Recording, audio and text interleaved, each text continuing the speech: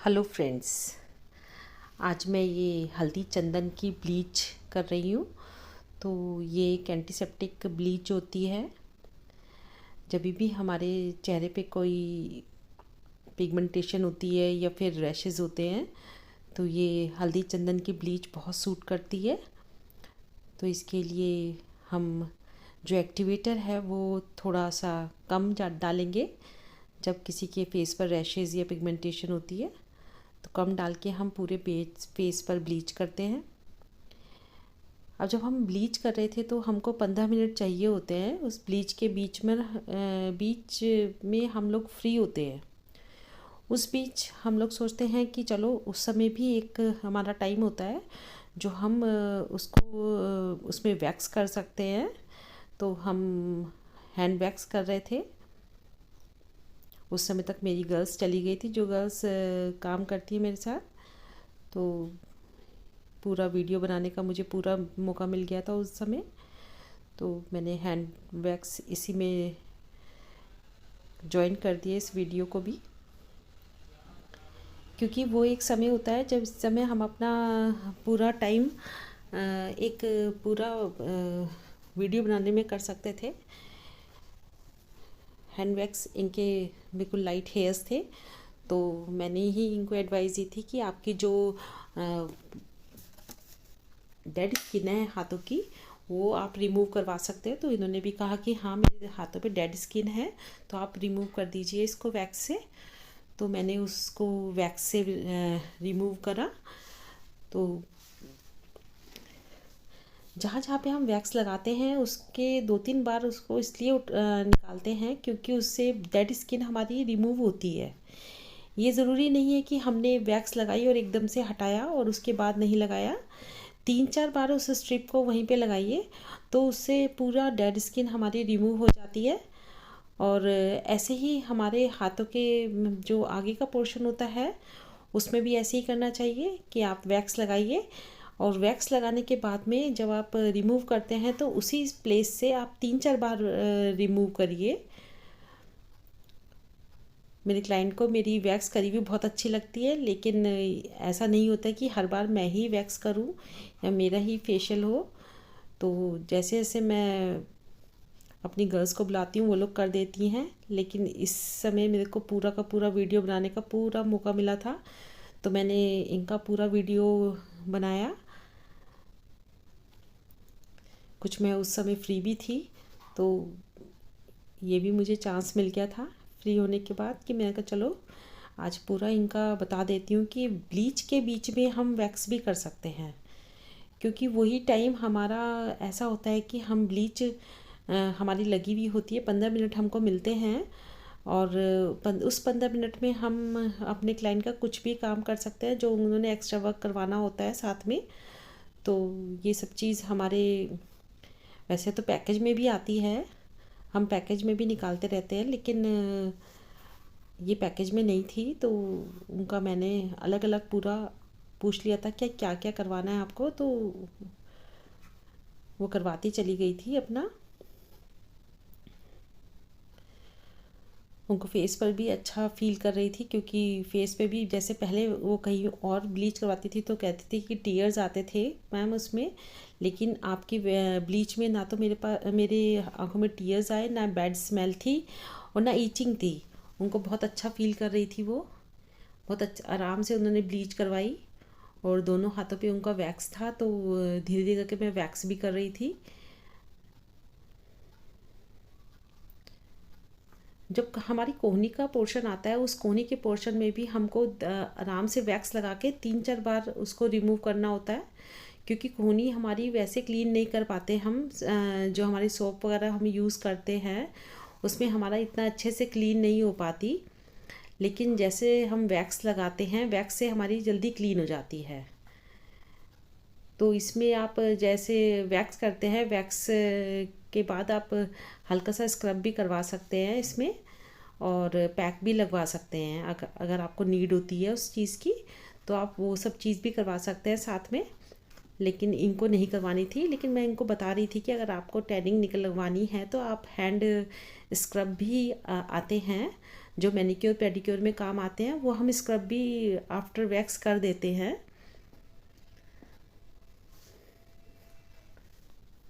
तो इनको मेरी वैक्स करी हुई बहुत पसंद आती है, हमेशा ये मेरे पास ही आती हैं। रहती तो ये शायद देहरादून है, लेकिन मेरे पास आके हमेशा वैक्स करवाती, पहले ही मेरे से टाइम ले लेती हैं ये।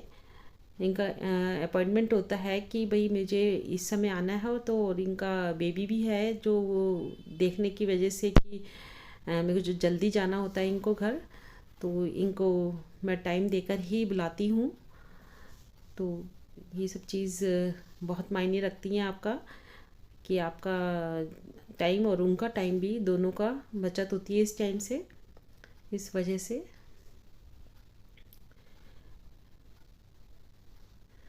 वही कोनी वाला पोर्शन आ जाता है, तो यहाँ पे हमको 2-3 बार, एक बार वैक्स लगाएंगे और 3-4 बार हम जो इसकी पट्टी होती है वो खींचते हैं। तो उससे क्या होता है, वो डेड स्किन जो होती है वो हमारी बहुत अच्छे से रिमूव हो जाती है। इनको मेरे हाथ से पेन भी नहीं होता, तो ये इस बात के लिए भी दूर दूर से मेरे पास आती हैं गर्ल्स कि दी आपके हाथ से बिल्कुल भी पेन नहीं होता है वैक्स करते समय भी। बस वही मजबूरी है कि मैं सबका नहीं कर सकती, तो इनका करने का मेरे को मौका मिला था, तो मैंने पूरा ही इनका कर दिया था। उस दिन ज़्यादा भीड़ भी नहीं थी पार्लर में, और गर्ल्स भी चली गई थी। जो इनका आगे की फिंगर्स का पोर्शन होता है, फिंगर्स का पोर्शन भी बहुत आराम से करना चाहिए। उसमें भी वैक्स लगा कर आप रिमूव करेंगी तो देखिए कि बिल्कुल डिफरेंट नज़र आती हैं फिंगर्स आपको। जब वैक्स लगा के हम रिमूव करते हैं तो डेड स्किन पूरी निकल जाती है, पूरी डेड स्किन निकल जाती है। मैं जो इनके ऑर्नामेंट्स होते हैं वो नहीं निकलवाती हूँ, जैसे रिंग्स वगैरह होती हैं या चेन होती है, इनकी नहीं निकलवाती हूँ। मैं आगे पीछे करके इनके निकाल देती हूँ हेयर्स, क्योंकि मैं अपने पार्लर में कोई भी ऑर्नामेंट्स निकलवाना पसंद नहीं करती, या तो फिर इनको घर से ही रिमूव करने के लिए बोलती हूँ। तो ये लोग सब रिमूव करके ही आती हैं। इन्होंने पूरा अपना अच्छे से चेक भी कर लिया था कि इनका पूरा हैंड वैक्स हो चुकी थी। इस बीच मैं वाटर स्प्रे कर इस वैक्स को, जो इसका वैक्स लगी होती है, स्वीटनेस होती है, वो ख़त्म हो जाती है। थोड़ा सा वाटरिंग करके उसको फिर हम वॉश देते हैं, क्लीन करते हैं हाथों को, क्योंकि वैक्स होती है इसमें हाथों में तो चिपचिपापन आ जाता है। टॉवल लेकर आप क्लीन कर सकते हैं, पूरा अच्छे से क्लीन हो जाता है। उसके बाद ही आप जो आफ्टर वैक्स ऑयल होता है वो लगाते हैं। जो आफ्टर वैक्स ऑयल फिर बाद में ही लगाया जाता है, क्योंकि उससे जो हमारा ड्राइनेस आ जाती है, थोड़ा सा सर्दियों के मौसम में ड्राइनेस जल्दी आती है, तो हम आफ्टर वैक्स लगाते हैं तो उससे जो हमारी ड्राइनेस होती है वो ख़त्म हो जाती है। कभी कभी मैं पानी में ही मिला लेती हूँ उस आफ्टर वैक्स को, तो जब शावर करती हूँ तो उसमें से ही निकल जाता है सारा का सारा पूरा वैक्स जो होता है।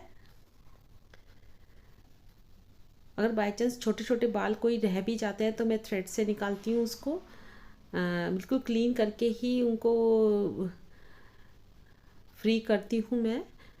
तो अब उनका ब्लीच का टाइम ख़त्म हो चुका था, तो उनका ब्लीच का जो टाइम है वो 15 मिनट का था। अगर हमें हमारे डार्क ब्राउन हेयर्स होते हैं जो ब्लैक होते हैं, उसके लिए हमको 15 से 20 मिनट तक ब्लीच ज़्यादा रखनी पड़ती है, क्योंकि वो हेयर्स थोड़ा देर में ही ब्राउन होते हैं, वो कन्वर्ट थोड़ा जल्दी नहीं हो पाते हैं। लेकिन जो हमारी ब्राउन हेयर्स होते हैं वो जल्दी से ही ब्लीच ले लेते हैं और अपना कलर दे देते हैं, और हमारा फेस भी क्लीन हो जाता है उससे। लेकिन जो डार्क हेयर्स होते हैं, ब्लैक हेयर्स होते हैं, वो थोड़ा सा लेट होता है उनका जो वर्क होता है। तो ये भी देखना होता है कि हमको अपनी ब्लीच टाइम से निकाल देनी चाहिए। ज़्यादा ब्राउन हेयर्स भी अच्छे नहीं लगते फेस पर, फिर वो दूर से जब हम धूप में जाते हैं तो वो चमकते हैं, तो इसलिए 15 मिनट से ज़्यादा नहीं देना चाहिए। अगर ब्राउन हेयर्स हो चुके हैं तो आप रिमूव करिए उसको, ब्लीच को। तो मेरा फेशियल शुरू हो चुका था। इसका मैं फर्स्ट स्टेप क्लींजिंग का होता है। क्लींजिंग जो होती है वो टाइम टू टाइम वैसे तो करवा लेनी चाहिए, लेकिन जब हम अपना फेशियल शुरू करते हैं तो उसमें जो फर्स्ट स्टेप होता है वो क्लींजर का इसलिए देते हैं, जो भी हमारी डस्ट होती है फेस की वो हम निकालते हैं, फेस की उसको मसाज करके निकालते हैं सारे स्टेप्स लेते हुए। हल्का सा पानी का यूज़ इसलिए करते हैं क्योंकि जितना पानी का हम यूज़ करते हैं उतना पानी हमारा फेस के अंदर जा रहा है और ग्लो करता है हमारी स्किन को। जितना पानी हमारे फेस के अंदर जाएगा वो सब हमारा एब्जॉर्व कर लेता है फेस। क्लींजर का काम यही होता है कि हमारे फेस में जो डस्ट होती है, जो पॉल्यूशन की वजह से डस्ट आ जाती है, उसको टाइम टू टाइम हमको रिमूव कर देना चाहिए। तो उसमें फेशियल का सबसे फर्स्ट जो स्टेप होता है वो क्लींजर का होता है। इसमें पूरे स्टेप्स लीजिए, 13 स्टेप होते हैं पूरे। मेरे फेशियल में हमेशा 13 स्टेप लेती हूँ मैं। जो जो स्टेप्स होते रहते हैं उसके बाद मैं थोड़ा सा टाइट हाथ नेक पर इसलिए लेती हूँ, जो भी हमारा नेक का पोर्शन है उसको हम ऊपर करते हैं जिससे कि हमारी फेस की स्किन ढीली ना हो। तो मैं ये पूरी वीडियो तो नहीं बना पाती, बीच बीच में स्किप करके दिखाती हूँ आपको। तो ये हमारा 3-4 मिनट का क्लींजिंग का स्टेप होता है जो कि हम रिमूव करते हैं। अब इससे डस्ट रिमूव हो गई थी तो मैंने जो फेशियल टिश्यूज़ होते हैं उनसे वाइप कर देती हूँ, उनके फेस को साफ़ कर देती हूँ। और दूसरा स्टेप हमारा होता है स्क्रब का। जो भी हमारे फेस में नोज़ पर, चिन पर ब्लैक हेड्स होते हैं, थोड़ा सा जिद्दी जो स्किन कहते हैं उसको निकालने के लिए हमको स्क्रब का यूज़ करना पड़ता है। पहले है हम लोग स्क्रब यूज़, बहुत टाइम पुरानी बात है कि जब हम स्क्रब यूज़ नहीं करते थे तो हम भाप वाप लेते थे। तो उस भाप से बचने के लिए या फिर स्टीम नहीं लेने की वजह से हम लोग मार्केट में स्क्रब्स आ गए थे, तो हम लोग स्क्रब्स यूज़ करते हैं। उस स्क्रब को लंबे लंबे स्ट्रोक्स ले लेकर गर्दन के और बाल माथे के, चिक्स के, चिन के, आईज़ का, नोज़ का, अपर लिप्स के सारे स्टेप्स लेते हुए हम पूरी मसाज करेंगे। एक एक चीज़ की हमको मसाज करनी चाहिए क्योंकि फेशियल में तभी मज़ा आता है जब आप पूरी सारी मसाज इकट्ठी आराम से करें, और फेशियल भी बड़े आराम आराम से होता है। मैं बहुत आराम से फेशियल करती हूँ, पूरा टाइम देती हूँ मैं अपने फेशियल में। तो ये सब चीज़ बहुत ध्यान रखनी चाहिए। जब भी हम फेशियल करवाते हैं तो पूरा टाइम हमको मिलना चाहिए मसाज के लिए। तो मैं देती भी हूँ, पूरी मसाज देती हूँ। स्क्रब की भी वही 5-6 मिनट की मसाज होती है। पूरे फेशियल में कम से कम 1 घंटा लग जाता है, 1-1.25 घंटा लग जाता है। अच्छा फेशियल जो भी जिनको पूरा सब कुछ लेना होता है तो सारे फेशियल में लग जाता है टाइम। तो ये आइज़ की जो मसाज होती है वो ज़रूर देनी चाहिए। आइज़ को बहुत रिलैक्स मिलता है जब हम मसाज देते हैं, आइज़ मसाज देते हैं तो उसको में बहुत रिलैक्स महसूस करते हैं। कभी भी हमको टायर्डनेस फील होती है, आइज़ से थकान फील होती है, तो फिर हम उसकी मसाज करवानी चाहिए। इनको भी अपनी मसाज करवानी होती है। जब भी ये देहरादून से जहाँ पे भी ये रहती हैं वहाँ से आती हैं तो मुझसे ज़रूर एक बार फेशियल लेके जाती हैं। उनको बहुत अच्छा लगता है मेरा करा हुआ फेशियल, और उनको ये फील होता है कि मेरा करने से उनका ग्लो आता है और टाइटनेस रहती है स्किन में। तो ये सब चीज़ें बहुत उनको अच्छी लगती है मेरी। उनको थोड़ा सा मेरे हाथ से ही फेशियल करवाना अच्छा लगता है शुरू से। तो जब भी आती हैं तो पहले कह देती हैं दी आप मेरा फेशियल तो आप ही करना। तो मैं करती भी हूँ उनका फेशियल अपने आप ही। ये जो स्ट्रोक्स होते हैं ये थोड़ा टाइट लेने चाहिए। ये जो गर्दन के स्ट्रोक्स होते हैं, अपर लिप्स, चिन के स्ट्रोक्स थोड़ा टाइट हाथ से लेना चाहिए। अगर हम लूज़ हाथ से लेते हैं तो उसमें क्या होता है कि फेस स्किन टाइट नहीं होती। ये भी डिपेंड करता है आपकी एज के ऊपर। अगर आपकी गर्लिश एज है 25-20 ऐसे 30 तक की भी एज है तो हम सॉफ्ट हैंड लेते हैं, बिल्कुल सॉफ्ट हाथों से करते हैं। लेकिन जैसे ही आपकी स्किन बहुत ढलकने वाली हो जाती है तो उसमें हम थोड़ा टाइट हाथ लेना पसंद करते हैं। हमको लगता है कि थोड़ा टाइट हाथ लेंगे तो हमारी स्किन पे ग्लो अच्छा आता है और सारी क्रीम्स जो होती हैं वो हमारे फेस में एब्जॉर्ब हो जाती हैं। सर्कुलर पूरा मोमेंट जो होता है, पूरा चिन का, चिक्स का सर्कुलर में ले लीजिए। मसाज बिल्कुल ढंग से होनी चाहिए, स्ट्रोक्स लंबे लंबे होने चाहिए, ये ध्यान रखिए। जब भी आप फेशियल कर रही हैं स्ट्रोक्स लंबे लंबे लीजिए। सभी मेरी गर्ल्स देख रही होंगी मेरी वीडियोस, तो उनको भी मैं ये बता रही हूँ, ये जो मुट्ठी वाला स्टेप है ये ज़रूर लिया करिए। पूरे 13 स्टेप लीजिए। 13 स्टेप लेंगे तभी फेशियल में ग्लो आता है, क्योंकि हर स्टेप का अपना अलग अलग मीनिंग होता है, मायने होते हैं अलग स्टेप के। ये अपर लिप्स का और चिन का स्टेप्स होता है, जिसमें हमको टाइटनेस, जो चिन डबल चिन होती है किसी किसी की, तो उसको टाइट करने के लिए ये आइज़ के नीचे के स्टेप्स होते हैं, जो कि स्किन हमारी आंखों के नीचे की ढलक जाती है, झुर्रियाँ सी पड़ जाती हैं, उसको साइड में करने के लिए स्टेप्स होते हैं। मैं इसीलिए बता रही थी कि हर स्टेप्स के अलग अलग मायने होते हैं। ये नहीं है कि हमको एक ही चीज़ हर स्टेप्स में लागू करनी है।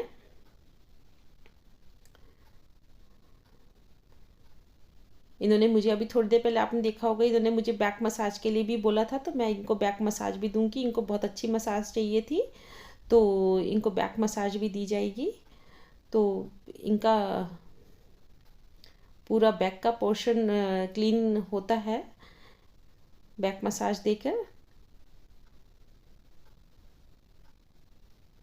मैं लेट के भी मसाज दे सकती हूँ, लेकिन जितना बैठ के मसाज अच्छी होती है उतना लेट कर इतना टाइट हाथ नहीं ले पाते हैं।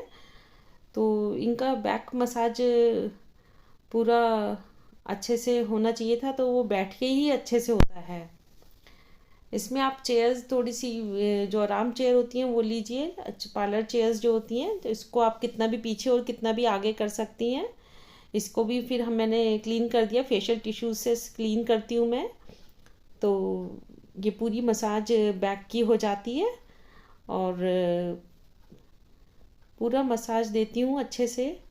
बहुत रिलैक्स फील होता है सबको जब भी मसाज लेने कोई भी आता है, फेशियल लेने कोई आता है, तो बहुत अच्छा सा महसूस करते हैं कि एक अलग से ग्लो बन जाता है फेस का।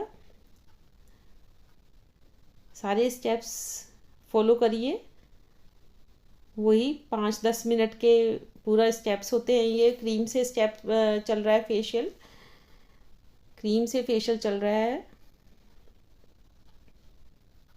क्रीम की मसाज कम से कम 10 मिनट तक ज़रूर देनी चाहिए। आप 10 मिनट तक मसाज देंगे तो उसके में जो हम पानी होता है, क्रीम्स होती हैं, वो सब फेस के अंदर एब्जॉर्ब हो जाती हैं। ये नोज़ के स्टेप्स होते हैं, नोज़ भी ग्लो करती है। ये नोज़ के पूरे स्टेप्स होते हैं, हर स्टेप्स के अलग अलग मायने होते हैं। जब भी आप फेशियल लेते हैं तो ये ध्यान रखिए कि जहाँ पे भी आप फेशियल लेने जाते हैं तो उसके 13 स्टेप होने चाहिए। कभी कभी कोई कोई लेडीज़ बार बार पैक लगा कर बार बार छोड़ छोड़ के फेशियल करती है, तो उसमें मज़ा नहीं आता जब तक कि आपकी पूरी मसाज ना हो फेस की। फेस में हाथ से मसाज और या फिर जो भी आप मशीन से मसाज करवा रहे हैं, तो पूरे स्टेप्स होने चाहिए। ये क्रीम्स की मसाज हो चुकी थी, बीच बीच में स्किप करती जाती हूँ वीडियो, क्योंकि वीडियो वरना 1 घंटे की वीडियो हो जाएगी, तो बहुत लंबी वीडियो हो जाती है। तो इसको फेशियल टिश्यू से मैंने फिर उसको पॉश दिया है। इसके नेक्स्ट मेरा चल रहा है जेल।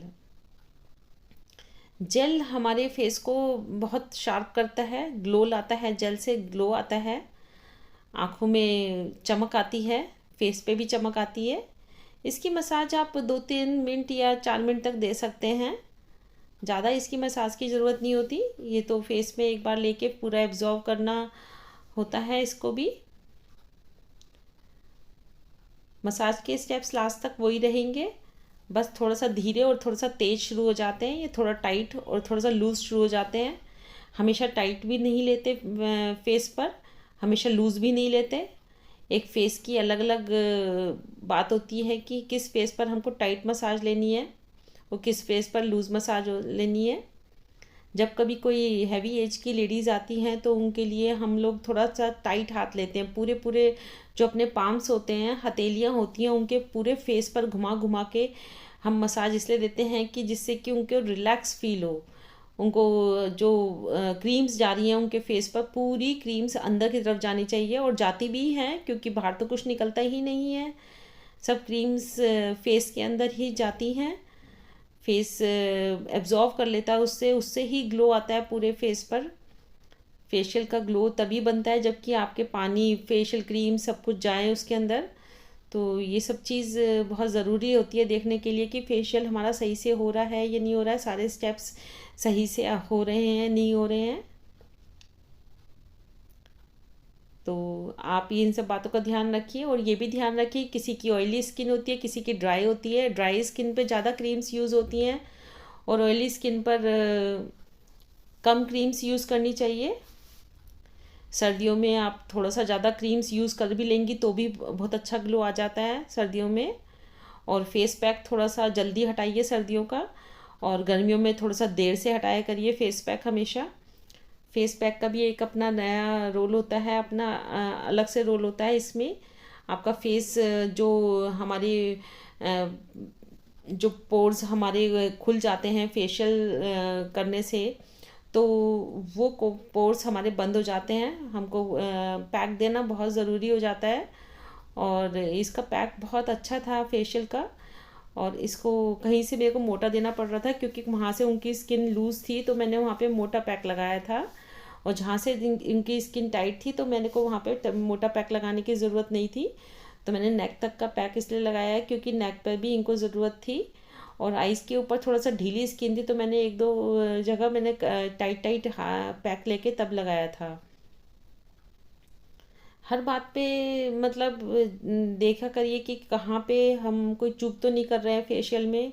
सब लोग बहुत विश्वास के साथ हमारे पास आते हैं और फेशियल करवाते हैं।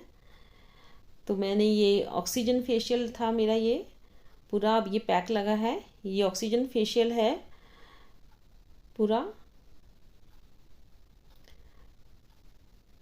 इसका अपना अलग ही ट्रीटमेंट होता है ऑक्सीजन फेशियल का। इसको आप कोई भी जो भी ऑयली फेस होता है उस पर कर सकते हैं। पिगमेंटेशन होती है किसी के फेस पर, रैशेज होते हैं किसी के फेस पर, उस पर कर सकते हैं। इसके वही 5 स्टेप हैं। सेकंड स्टेप स्क्रब का, थर्ड स्टेप क्रीम का, फोर्थ स्टेप जेल का, and then pack, and the last step is pack. तो लास्ट स्टेप हमारा पैक का होता है। ये सब स्टेप्स इसलिए फॉलो करने होते हैं, अगर आप एक भी स्टेप स्किप करते हैं तो उसका जो असर होता है फेशियल का वो अच्छा सा नहीं आता रिज़ल्ट। तो ये ध्यान रखिए। ये पैक हमारा पूरा सूख गया है, देखिए धीरे धीरे ये पैक सूख रहा है हमारा। तो हम अब इस पैक को भी रिमूव करेंगे क्योंकि काफ़ी सूख गया था ये। तो इस पैक को रिमूव करेंगे। पैक को भी ध्यान से वही फेशियल टिश्यूज़ की हेल्प से आप उस पैक को भी रिमूव करिए। ये मैंने आपको पूरा फेशियल दिखाया है। कभी कभी चांस मिलता है कि मेरे को पूरा फेशियल करने का मौका मिल जाता है, वरना कभी काम ज़्यादा होता है तो मैं गर्ल्स को बुला लेती हूँ और करवा देती हूँ, क्योंकि इतना सब कुछ अकेले करना तो मुश्किल हो जाता है। तो ये पूरा ही फेशियल मैंने करा था। ये ध्यान दीजिए कि ये पूरा का पूरा फेशियल जो करा है, बिल्कुल पूरी वीडियोस आई हैं, छोटी छोटी सी बीच बीच में स्किप करी होगी मसाज की बस, वरना पूरा फेशियल है। ज़्यादा फेशियल लंबा कर देती तो थोड़ा सा मसाज का पोर्शन जो होता है वो तो आपको पता ही है कि घंटा भर लग जाता है, 1 आवर इसमें लग जाता है पूरा।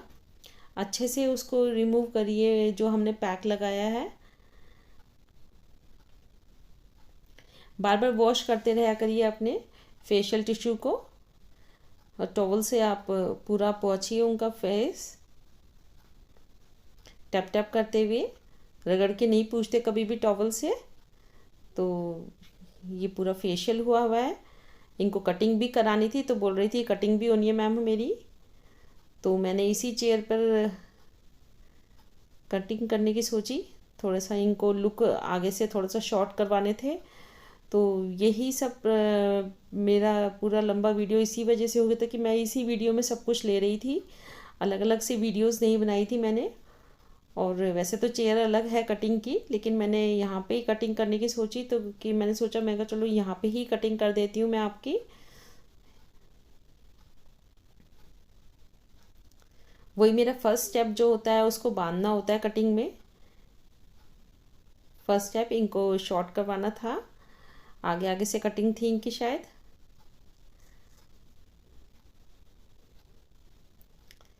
फ्रंट कट करवाना था, पीछे से तो इन्होंने यू करवा लिए थे, लेकिन आगे से कटिंग करवानी थी, तो मैंने सोचा कि चलो इसी चेयर पे बिठा के मैं इनकी कटिंग कर देती हूँ। शावर बॉटल मेरे पास रखी थी, तो मैंने इनका शावर करा बालों पर, फ्रंट हेयर्स। वो अपनी इच्छा होती है कि आप कितने भी हेयर्स की कटिंग करवा सकते हैं। अगर आपको थोड़े कम लेने हो तो मैं उसमें एडजस्ट कर देती हूँ, थोड़े कम बाल ले लेती हूँ, क्योंकि आगे की अगर ज़्यादा शॉर्ट कर देते हैं, ज़्यादा हेयर, तो पीछे की ग्रोथ कम नज़र आती है। इसलिए आगे की ग्रोथ के लिए कम बाल लीजिए तो ज़्यादा अच्छा रहता है। फिर इन्होंने थोड़ा सा कम करवा ली थी, तो मैंने देखिए थोड़ा सा कम हेयर्स की ही आगे की कटिंग करनी है, और मैंने शावर कर ही दिया था। बाल जितने गीले होते हैं उतने ही आपकी कटिंग बहुत अच्छी जाती है। जितने बाल आपके गीले होते हैं उतने कटिंग अच्छी जाती है। सूखे बालों में कभी कटिंग अच्छे से नहीं जाती है, और ना ऑयलिंग होनी चाहिए बालों में। देखिए मैंने कितना इजी स्टेप था, बस ध्यान रखिए कि आपके टाइटनेस के ऊपर, कि कैसे आपको टाइट रखना है, अपना हाथ कितना टाइट रखना है, कितना लूज़ रखना है, और करते ही आपको कितना छोड़ देना है आपको स्टेप। देखिए मैंने छोटा सा ये स्टेप निकाला था, और बहुत जल्दी करती हूँ मैं कटिंग। बस मेरे हाथों की बात होती है कि मेरे को कितना कितना कट करना है। इनका फ्रंट कट था, तो लेयर्स जो थी वो इनके अकॉर्डिंग ही करनी थी, जो इतना ये कह रही थी। तो इन्होंने बोला कि मैं अपना कॉम करके देखती हूँ मैम, कि इनको जब इनको पता चला कि हाँ ठीक हुए हैं बाल, तो थोड़ा सा बस फिनिशिंग देने की देरी रह गई थी। बस मुझे फिनिशिंग देनी थी उस कटिंग में, तो मैं फिनिशिंग दे रही थी।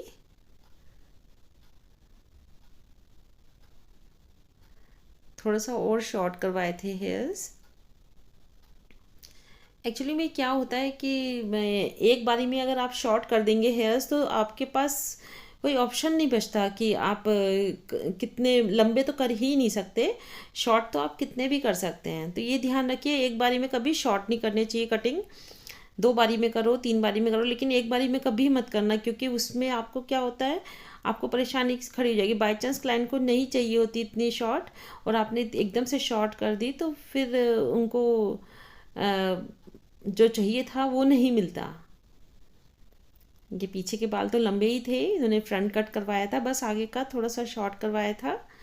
और ये लास्ट में जो सीरम आपको पता ही है, मैं जो सीरम लगाती हूँ, फेशियल सीरम रह जाते हैं, फेशियल सीरम ज़रूर लगाने चाहिए। फेशियल सीरम लगा के वो जो ग्लो आता है वो बहुत अच्छा आता है, इसका रिज़ल्ट बहुत अच्छा निकलता है। फेशियल्स बड़े आराम आराम से करने चाहिए, सब स्टेप्स फॉलो करने चाहिए, मेरे यही रूल्स हैं। मैं सारे रूल्स फॉलो करती हूँ। आप लोग मेरे वीडियोस को देखते रहिए, लाइक करते रहिए, कमेंट करते रहिए, सब्सक्राइब तो ज़रूर करिए। Thank you.